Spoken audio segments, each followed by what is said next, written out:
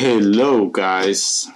What's going on? Thank you for catching up with me. Thank you for tuning in into another of my videos. And whoever is listening to this on Spotify or other of your, listening websites, whatever you listen to your podcast. I'm sorry, guys. So we're going to get into reviewing the Matrix Resurrection.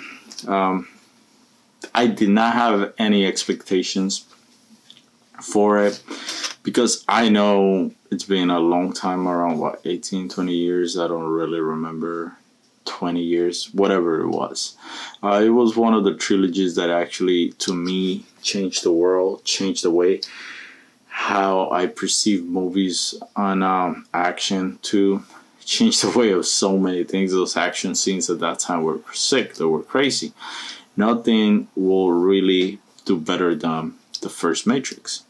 Why? The simplicity. The story was more about the Matrix itself, being able to become the one, breaking in and out, doing a couple missions. This one, I do not want to spoil it, and I hopefully do not spoil it. It's in its core kind of reboots the franchise because it's still the same idea of taking Neo out of the Matrix to make him the one again. But in this one, everybody knows who he is, and it's been a long time since what happened, since he actually stopped the war, but it's a lot of details that they put in there that give you an update of what's going on, how everything's going on, how the world is, and what happened with a lot of the love characters. Some old characters come back, not all of them. Might be spoiling some stuff at the end, but the whole idea is to save Neo again, to get him out of the Matrix.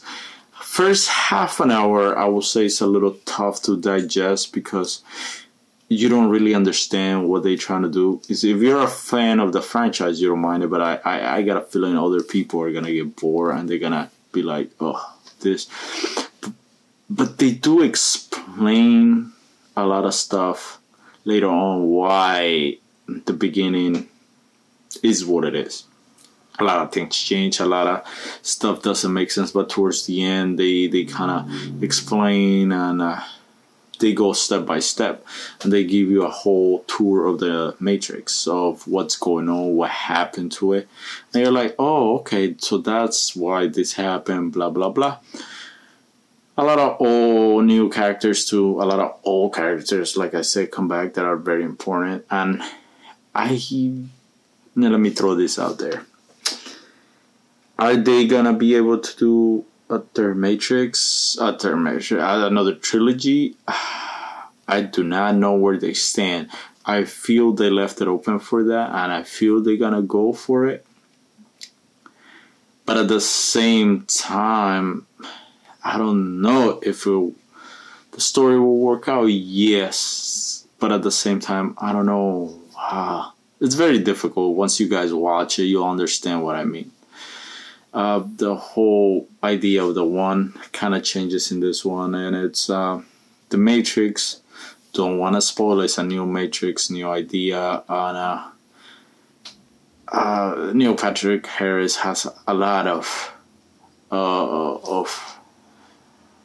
how can I say, screen time here, and he's a very important character. Will I say it was good? Yeah, it's not a blockbuster, no, because I feel a lot of the story was kind of put together fast, maybe, or something that for a lot of people is not gonna make sense. For me, it does, because I have watched The Matrix a lot of times. So The Matrix is just like a video game world, like the metaverse is gonna become.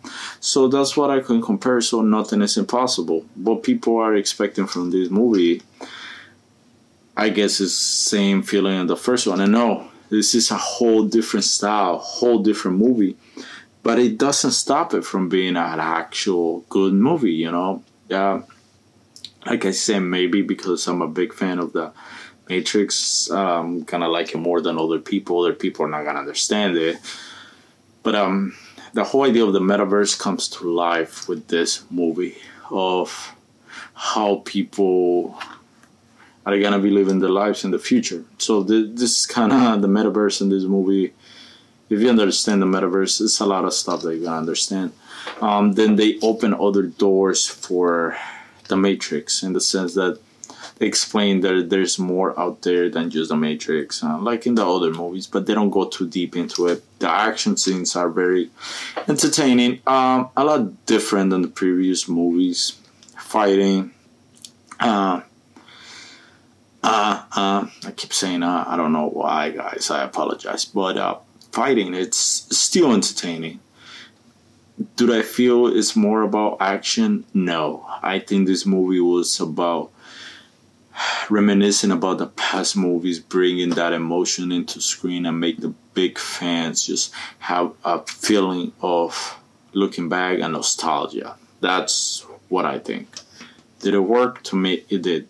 Fights are very different, not as crazy insane like in the last two movies. They're more like in the first movie, more toned down. You know, not those crazy fights that felt like Goku was fighting with Frieza. So they're more toned down, and I kind of enjoy that because the story's still there, and that's what I really like too. I want a story that explains a lot, because action and just action, it's still good, but without a good story, it kind of loses its sense very quick and momentum. So in this one, they leave a lot of unanswered questions as well. Do they open a lot of doors? They actually do. It's very different, yes. Does it feel like the original trilogy? No. It's like when they went from Dragon Ball Z to Dragon Ball Super. You still get the same characters, but when you go into a deep look of what's going on, it's a lot of things have changed. Bad. I think bad is the first 30 minutes. There's a lot of stuff that confuse you and you don't understand what's going on, and you think, oh, what is this, you know? And that's gonna throw people off because the action still there, starts, but not as crazy like I guess people were expecting. And it takes a long time for certain things to actually happen, develop, certain important and fundamental of the movie. However, I think those very boring scenes mean a lot later on. Problem, I feel people can't go through the boring scenes anymore because what they want is just action. And this one is like this. It's up and down, up and down. The CGI, I don't think they really went too deep into it, and that's a good thing. Maybe budget, other stuff. I do miss a couple things back. I think Agent Smith. Well, this is a spoiler, okay? If you guys wanna cover your ears or whatever, do it. Agent Smith should have been the same Agent Smith. He's very important to the story. They leave his character open and they don't understand why. I do not understand why he was in there. Him just being there doesn't make sense to me. Because you watch why, but Neo and Trinity are the important ones in the Matrix. I don't understand why Agent Smith is such a big character here. During the original actor, they did bring back some of the programs on some other ones. I guess they couldn't get them. It does change the whole how can I say this? The whole way the movie works, it was changed. The whole idea of the programs is changed. Whole idea of how other things change. Let me check something out, guys. All right, I don't want to leave you guys hanging. So I do not want to spoil it, but at the same time, it was I'm gonna sound like IGN, but I think it was a movie at 7. Okay, it was not bad. IGN gave it a horrible review, and it's not bad. You just gotta sit down and watch it. A lot of things have changed because they had to time upgrades like a software. You cannot keep the same thing running over and over. That's why updates come, so they help you run the program better. That's very important, and you're gonna understand why same graphics with Sentinels on a lot of the machines. But machines play a bigger part in this ones than previously. How can I say this? I feel if they do another trilogy, this whole trilogy is gonna change the whole Matrix, and you'll understand why if you watch the movie. I don't want to spoil too much.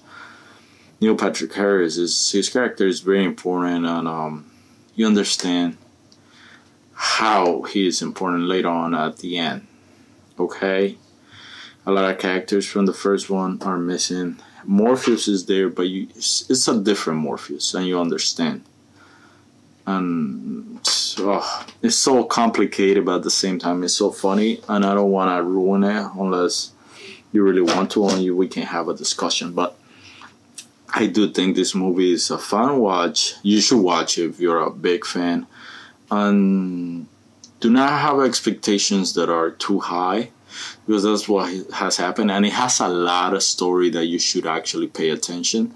Do not get bored. The story is very important, and action too. But this movie has a lot of good things, and some downfalls that kind of trigger saying like, why, dude? Why this is like this? But overall, it's not a bad movie. It's not a, blockbuster like the first one was, or maybe it will turn out to be later on, because some movies come in the movie theater and later on people love them when they go to streaming services. But I'll suggest, I'm a big fan. You should watch it. It's not a bad movie. It is an okay movie. Okay, it's right here between those two. So there's a blue pill or red pill. Blue pills that stay the same. Red pills, the truth, and to be truthful is okay. So thank you for watching, guys. Let me know what you guys think. I really went over in circles, and I know because I don't want to really spoil it, but let me know what you guys think. Comment down below. Thank you. Subscribe. You know the deal. Have a good one, guys. Peace.